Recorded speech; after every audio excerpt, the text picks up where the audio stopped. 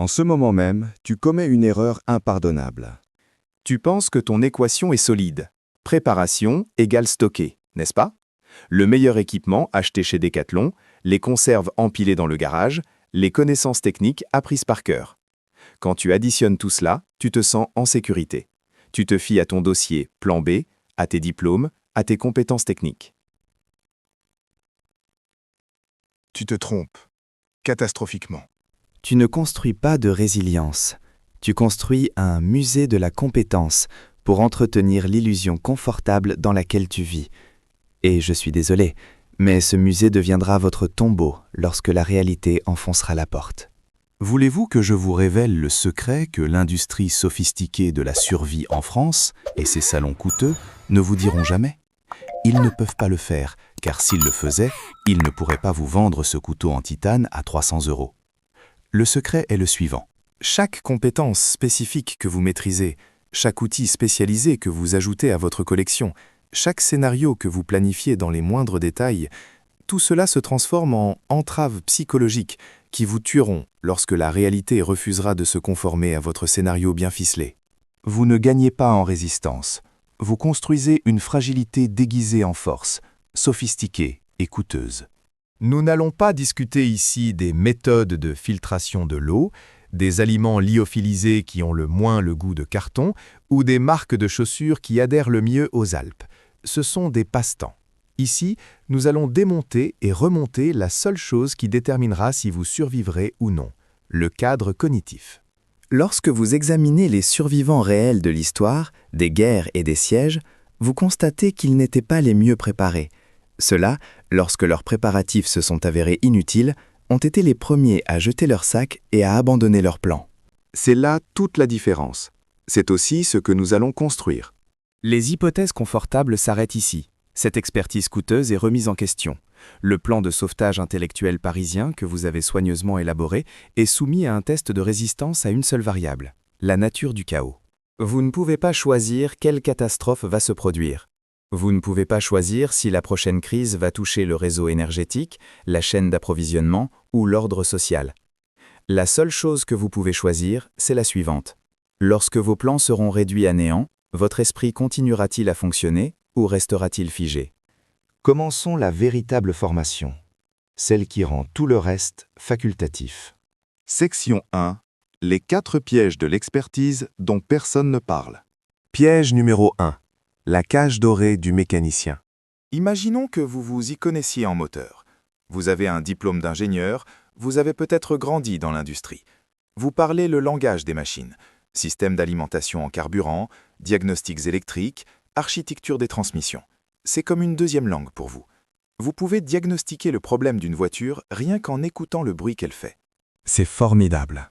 Vraiment, c'est un talent qui mérite le respect. Mais sans vous en rendre compte, vous vous êtes enchaîné à une chaîne d'approvisionnement mondiale qui s'étend sur 17 pays et 6 continents. Examinons la mathématique de la complexité mécanique moderne, ces normes européennes auxquelles nous faisons tant confiance. Une voiture européenne moderne moyenne, y compris le SUV auquel vous faites tant confiance, contient environ 75 microprocesseurs, 75 systèmes informatiques distincts qui contrôlent tout, des niveaux d'oxygène aux différences de pression des pneus et communiquent entre eux via plusieurs réseaux, des injections de carburant calibrées au nanomètre près, des systèmes d'émission fonctionnant uniquement avec certains catalyseurs. C'est une merveille d'ingénierie, mais c'est aussi un monument à la fragilité, dont votre expertise vous empêche de voir les failles. Votre connaissance approfondie fonctionne parfaitement jusqu'à ce qu'un seul capteur breveté tombe en panne. À ce moment-là, vous devenez un génie qui sait parfaitement ce qui ne fonctionne pas, mais qui n'a aucune capacité à le réparer. Pourquoi? Parce que la puce qui contrôle l'injection de carburant a été fabriquée à Taïwan. La machine lithographique qui fabrique cette puce vient des Pays-Bas, et ses composants proviennent de 14 pays différents. Et cette chaîne d'approvisionnement n'existe plus. Ce simple joint nécessite des élastomères synthétiques provenant de raffineries pétrochimiques fonctionnant à des températures et des pressions spécifiques. Les raffineries de Fos-sur-Mer sont en grève ou fermées. Les lumières sont éteintes. Cette pièce de rechange nécessite un usinage CMC avec des tolérances de l'ordre du micron. Cette précision a disparu avec la stabilité du réseau électrique. Votre expertise sophistiquée s'est transformée en une capacité à diagnostiquer parfaitement les problèmes que vous ne pouvez pas résoudre. Vous êtes un chirurgien sans instrument, un pilote sans avion, un virtuose devant un piano dont les cordes sont cassées. D'un autre côté, pensez à ce tracteur mécanique de 1960 qui se trouve dans un village de la Creuse, dans la campagne française. Aucun composant électronique, des pièces en fonte. S'il tombe en panne, vous pouvez le réparer avec des outils de base. Vous pouvez régler l'injection de carburant à l'aide d'une clé anglaise et d'un peu d'intuition mécanique. Le système de refroidissement, juste du liquide qui circule dans des tuyaux métalliques.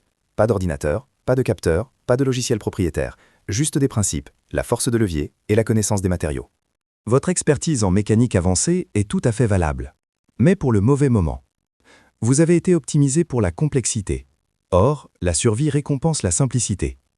La compétence dont vous avez besoin n'est pas celle d'un diagnosticien en systèmes intégrés. Ce dont vous avez besoin, c'est d'être un adaptateur qui comprend les principes mécaniques de base et qui peut les appliquer avec les matériaux de récupération dont il dispose. Et ce n'est pas une compétence que vous avez apprise dans ces écoles prestigieuses. C'est pourquoi c'est un piège. Piège numéro 2. La précision mortelle du navigateur. Passons au deuxième piège. Votre sens de l'orientation est parfait. Les cartes topographiques de l'hygiène sont votre langue maternelle. Tu peux calculer les distances, tracer des itinéraires, lire les caractéristiques du terrain comme un livre. Même par temps brumeux, avec une visibilité nulle dans les Pyrénées, tu trouves ton chemin à l'aide d'une boussole. Tu as mémorisé les systèmes de coordonnées. C'est un ensemble de compétences formidables. Et malheureusement, c'est une compétence totalement inutile dans la réalité de la survie. La navigation répond à une seule question. Où vais-je ? La survie, quant à elle, pose une question tout à fait différente. Où se trouvent les menaces ? Où se trouvent les ressources ? Et comment ces deux éléments évoluent-ils dans le temps ? En utilisant l'analyse du terrain et des calculs optimaux de consommation d'énergie, vous pouvez tracer l'itinéraire idéal vers une source d'eau. C'est parfait sur le papier. Mais que se passe-t-il si cet itinéraire traverse une zone contrôlée par un groupe armé extrêmement sensible à la protection de ses ressources et qui considère tout étranger comme une menace ? Votre navigation parfaite vous a conduit à la mauvaise destination, à vitesse maximale et sans aucune information. Félicitations. Réfléchissez à ce que vous montrent les cartes, les courbes d'altitude, les caractéristiques hydrologiques, les types de végétation, tout ce qui existait à la date du dernier relevé. Autrement dit, la géographie d'une époque stable. Les cartes montrent la géologie, pas la sociologie. Elles montrent l'altitude, mais pas le niveau de détresse dans la région. Elles montrent les ressources en eau, mais pas quelles ressources sont contestées et lesquelles sont accessibles. La géographie post-effondrement ne concerne pas des caractéristiques fixes, mais des modèles de flux. Où les gens se déplacent-ils ? Pourquoi ? Où se concentrent les ressources ? Quelles concentrations sont stables ? Lesquelles se désagrègent ? Quels groupes de banlieues s'unissent ? Lesquels s'affrontent ? Une compétence avancée ne consiste pas à tracer la bonne route. Il s'agit plutôt de recueillir des renseignements avant de se mettre en route. Il s'agit davantage de reconnaître des schémas que de faire preuve de sensibilité. Il faut comprendre que le chemin le plus sûr est généralement le plus long, et que le chemin le plus court est un piège conçu pour ceux qui font davantage confiance à leurs compétences techniques en navigation qu'à leur conscience situationnelle. Votre excellence en matière de navigation vous donne confiance. Cependant, la confiance sans renseignements actualisés vous rend prévisible, et la prévisibilité fait de vous une cible. Le piège est le suivant. Croire que la précision est synonyme de sécurité. Or, la précision, avec une posture parfaite et un nombre de pas correct, peut aussi signifier marcher droit dans une embuscade. Piège numéro 3. Le tableau des objectifs semestriels du fermier. Venons-en au piège le plus romantique. Vous êtes un expert en agriculture. Vous avez lu des bibliothèques entières sur la conception de la permaculture, les plantes compagnes, l'enrichissement des sols, la génétique des semences et les cycles saisonniers. Quand vous regardez un terrain, vous ne voyez pas seulement de la terre, mais les systèmes alimentaires du futur. Une connaissance impressionnante, une vision digne du patrimoine agricole français. Mais en même temps, vous venez de signer votre arrêt de mort, parce que vous vous êtes confiné dans un seul endroit pendant au moins 6 mois et que vous avez accroché un énorme panneau lumineux dans le ciel. Il y a ici des ressources précieuses et accumulées. Venez nous rendre visite au moment de la récolte. Parlons de cette mathématique impitoyable que personne ne veut examiner. L'agriculture est le fondement de la civilisation. Oui, c'est le cœur de la culture française. Mais pratiquer l'agriculture dans un monde post-effondrement, c'est tenter le suicide, car cela réduit votre mobilité à néant et vous transforme en une présence fixe, digne d'être prise de force. Chaque graine que vous semez est une promesse, un engagement. C'est la garantie que lorsque cette plante arrivera à maturité, vous serez là, à cet endroit, sans défense. Chaque produit qui pousse est la preuve visible de votre investissement, de votre travail et de votre rendement futur. Vous ne cultivez pas seulement des tomates ou des pommes de terre.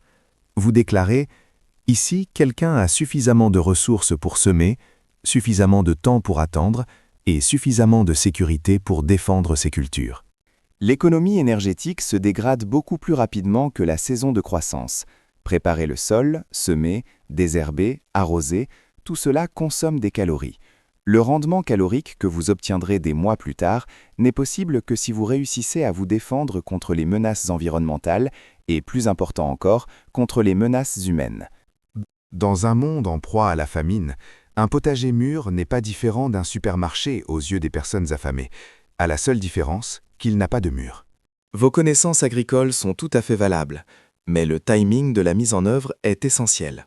Tu ne te lances pas dans l'agriculture sans avoir assuré la sécurité, la communauté, la capacité de défense et la stabilité régionale. La survie à un stade précoce et l'agriculture sédentaire sont des phases opérationnelles différentes qui nécessitent des priorités stratégiques totalement différentes. Un opérateur sophistiqué comprend que les connaissances ont des fenêtres d'application appropriées. Cultiver trop tôt fait de vous une cible fixe. Cultiver trop tard signifie manquer les fenêtres saisonnières et mourir de faim avant la prochaine opportunité.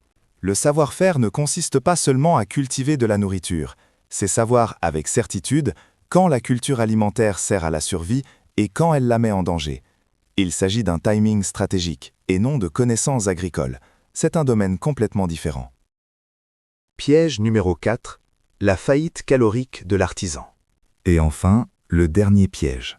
Ce vieil artisanat que vous aimez tant. Vous savez forger des outils, vous savez réparer des métaux. Vous connaissez la métallurgie, le traitement thermique, le recuit Trorect. Vous êtes aussi doué que les célèbres maîtres artisans français des Compagnons du Devoir. C'est un talent formidable, mais chaque coup de marteau vous coûte environ 300 calories. Amener le métal à sa température de travail demande encore plus d'énergie. Les compétences avancées exigent une dépense énergétique que l'économie de la faim ne peut fondamentalement soutenir. Examinons la thermodynamique. Amener l'acier à sa température de forgeage, soit environ 1200 degrés, nécessite un apport d'énergie considérable et constant. Vient ensuite le travail physique. Des coups de marteau répétés et puissants. Un effort intense et prolongé des muscles du haut du corps. En un instant, vous êtes devenu un produit de luxe dans une économie de pauvreté. Vous êtes à la fois très précieux et insoutenable. Chaque communauté a besoin de vos compétences, mais même si elles ont besoin de vous, elles ne voudront pas ou ne pourront pas consacrer à votre alimentation l'énorme apport calorique nécessaire à votre travail. Les mathématiques ne pardonnent pas. Un adulte moyen a besoin d'environ 2000 calories par jour rien que pour ses fonctions métaboliques de base. Un travail physique intense et continu, comme celui de forgeron, peut faire passer ce besoin à plus de 4000 calories par jour. Dans des conditions de crise où tout le monde travaille avec un déficit calorique et où la nourriture est une ressource limitée, vous exigez 2 fois plus d'apport qu'un membre standard de la communauté. Même si votre production est vitale, elle n'est pas immédiatement consommable. Cela vous place dans une catégorie dangereuse. Trop utile pour être ignoré, trop coûteux pour être envisagé à long terme. Le schéma est le même dans les 4 pièges. Plus votre expertise est sophistiquée, plus vous devenez dépendant de conditions contextuelles qui n'existent plus. Vous avez été optimisé pour un monde qui n'existe plus. Vous êtes désormais expert dans un contexte qui n'est plus d'actualité. Le survivant ultime n'est pas le maître d'une seule compétence sophistiquée. C'est celui qui passe rapidement d'une compétence fondamentale à une autre, en tenant compte de la disponibilité de l'énergie, des niveaux de risque et des fenêtres de timing, sur la base de calculs coûts-bénéfices constamment mis à jour. Nous avons besoin de quelque chose de fondamentalement différent des compétences spécifiques. Nous avons besoin de ce cadre supérieur qui détermine quand utiliser telle ou telle compétence, quand l'abandonner complètement et comment construire de nouvelles approches à partir des principes fondamentaux lorsque les compétences existantes deviennent contextuellement hors de propos. Section 2. Mise à jour du système d'exploitation cognitif. Voici la révélation centrale. La compétence principale n'est pas cette absurdité qu'on entend dans les séminaires d'entreprise, à savoir embrasser le changement. La compétence principale est l'adaptation radicale. Je ne parle pas d'être flexible. Nous parlons d'un cadre de réponse psychologique préprogrammé qui effectue en permanence des calculs en temps réel dans tous les domaines de la survie, met à jour les priorités en fonction des conditions changeantes et produit de nouvelles solutions lorsque les approches établies échouent. Ce n'est pas quelque chose que vous faites de temps en temps, c'est quelque chose qui vous transforme de manière permanente. C'est la différence entre posséder des outils et être un système de production de solutions. Votre conscience devient un adaptateur universel. Tout le reste n'est que des ajouts situationnels. La plupart des gens pensent que s'adapter, c'est être prêt à essayer différentes choses. Ce n'est pas s'adapter, c'est juste de l'indécision mieux vendue. La véritable adaptation radicale est une architecture cognitive structurée qui fonctionne comme un système d'exploitation avancé. Elle exécute plusieurs tâches de calcul en même temps, elle hiérarchise les ressources, identifie les menaces, reconnaît les opportunités et produit des plans d'action plus rapidement que ne le permettrait la pensée consciente. Construisons ce système d'exploitation couche par couche. Protocole cognitif 1. Matrice d'analyse des avantages. Première et fondamentale transformation mentale, la restructuration complète des systèmes de perception de la valeur. La société française et la culture de consommation t'ont appris à voir les objets à travers leurs couches de signification culturelle, leurs objectifs d'origine, leurs valeurs monétaires, leurs jugements esthétiques et leurs signaux de statut social. Tout cela devient instantanément sans intérêt. Tu as besoin d'une vision purement utilitaire qui ne voit que le potentiel fonctionnel. Il s'agit là d'un concept plus profond que la pensée créative dans l'utilisation des objets. Il s'agit d'un processus cognitif systématique qui décompose chaque objet en ses composants élémentaires et le reconstruit en fonction de sa valeur pour la survie immédiate. Prenons un exemple. Un panneau routier. Que voit le cerveau conditionné? Une infrastructure de signalisation. Peut-être un symbole de la bureaucratie française. L'inscription Lyon 150 km. Que voit le cerveau actualisé? Une plaque métallique plate, résistante aux intempéries, recouverte d'un revêtement réfléchissant. Un concentrateur solaire pour se réchauffer. Du métal pouvant être transformé en pièces d'armure pour la protection. Une gouttière avec un sens d'écoulement intégré pour recueillir l'eau de pluie. Une tôle pour la construction. Un réflecteur pour signaler. Du matériel de montage avec des trous prépercés. Une source multiple dans un seul panneau. Une batterie de voiture abandonnée. Réaction conditionnée, déchets dangereux, pollution de l'environnement. Ne pas toucher provoque un empoisonnement au plomb. Réaction mise à jour, plaque de plomb pour bouclier anti-radiation ou poids de pêche. Acide sulfurique pour traitement chimique. Caisse en plastique épais pour fabrication de récipients étanches. Câble en cuivre. Peut être utilisé pour des applications acides, de gravure ou de pH. Séparateur pour matériaux de filtration. Une batterie usagée est une ressource complètement différente. Four à micro-ondes cassé dans une décharge. Réaction conditionnée, déchets. Appareil ménager cassé, sans valeur. Réaction actualisée, magnétron pour produire un rayonnement micro-ondes ciblé. Câblage en cuivre. Panneau métallique en tôle. Vis et éléments de fixation. Plaque de verre. Écran métallique maillé pour le filtrage ou la protection. Cage de Faraday. Transformateur haute tension. Matériaux plastiques pour le corps. 8 sources distinctes que la plupart des gens ignoreraient en cherchant une source. C'est de la chimie cognitive. Chaque objet est mentalement décomposé en ses composants, puis reconstruit en fonction des besoins du problème à résoudre.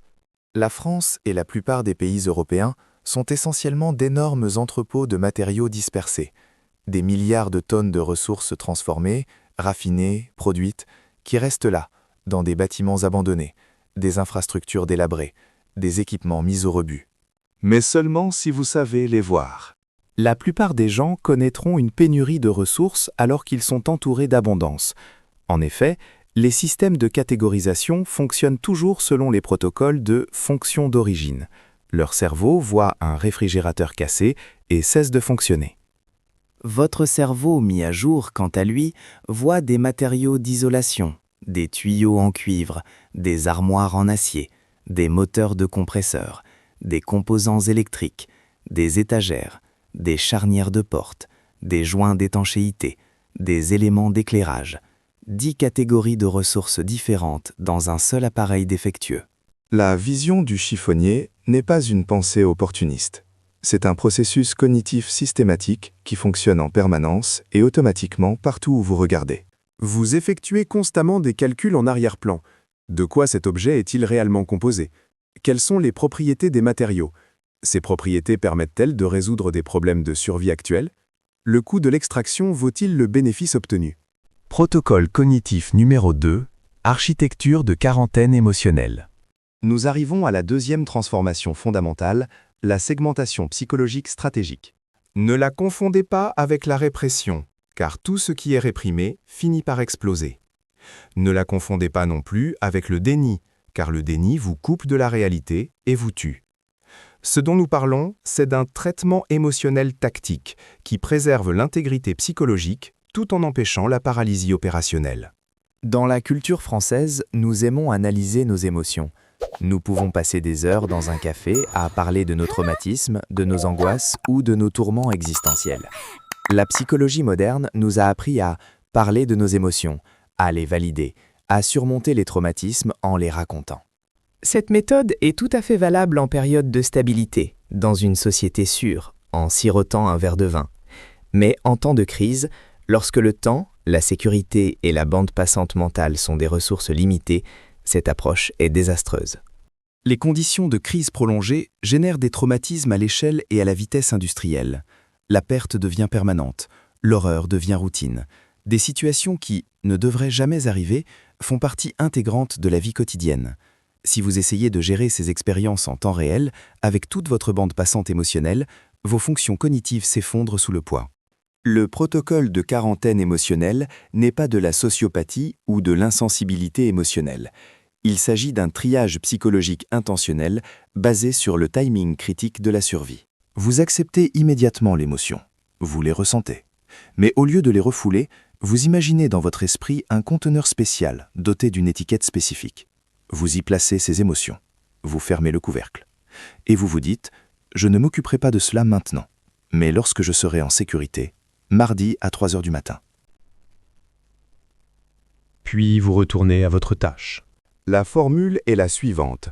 Ressentez plus tard, calculez maintenant, survivez d'abord, agissez quand vous êtes en sécurité. Dans une application sophistiquée, vous remplacez la pensée fondée sur l'espoir par des cadres d'action calculés. L'espoir crée des attentes. Les attentes créent des déceptions. Les déceptions créent des spirales de désespoir qui épuisent les ressources psychologiques. Vous n'espérez pas que l'eau soit propre. Vous la testez à l'aide des méthodes disponibles. Vous la purifiez à l'aide des processus appropriés ou vous trouvez une autre source d'eau. L'action élimine l'incertitude. L'incertitude est le terreau de faux espoirs et de dépression psychologique. Votre état opérationnel doit être celui d'une concentration froide. Ce n'est pas la colère qui brouille votre jugement.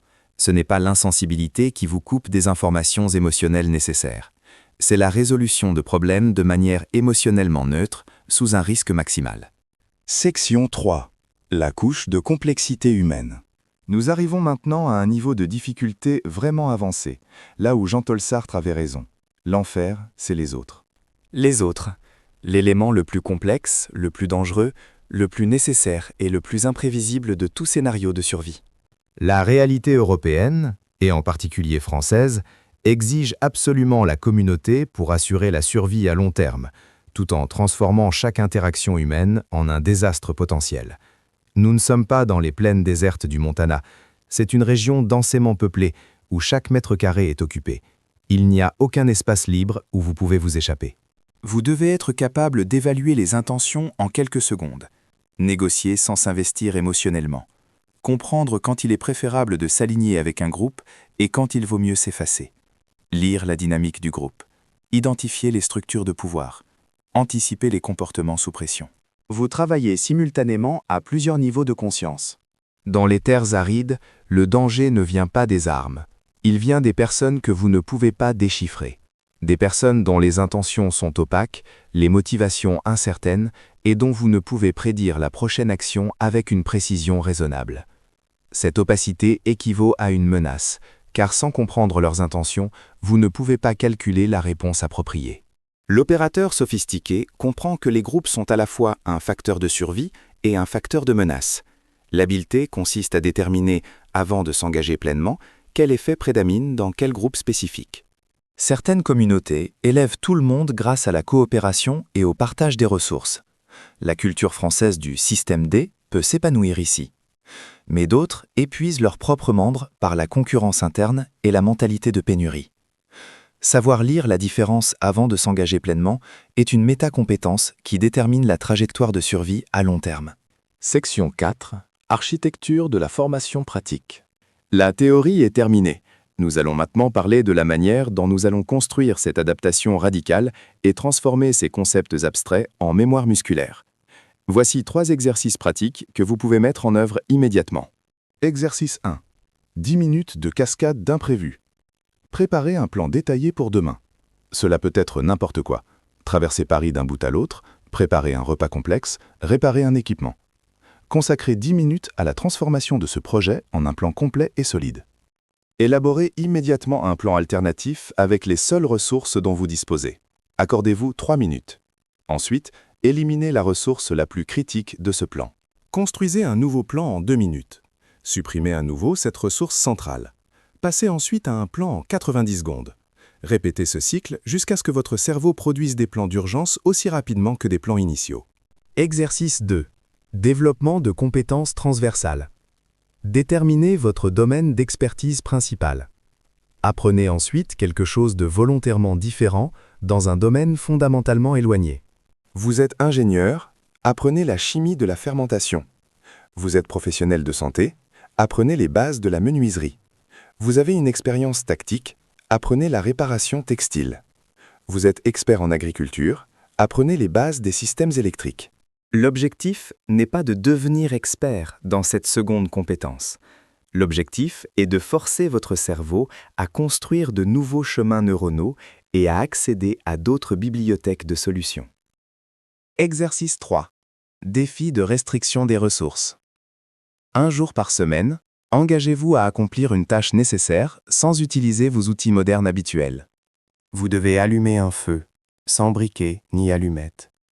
Vous devez préparer un repas, sans four électrique. Vous devez réparer quelque chose, sans outils motorisés. Imposez-vous l'improvisation pure à partir de principes fondamentaux. Cet exercice développe votre capacité à générer automatiquement des solutions alternatives. C'est l'héritage culturel du système D, l'art de créer à partir de presque rien. Voici la réalité opérationnelle qui change tout.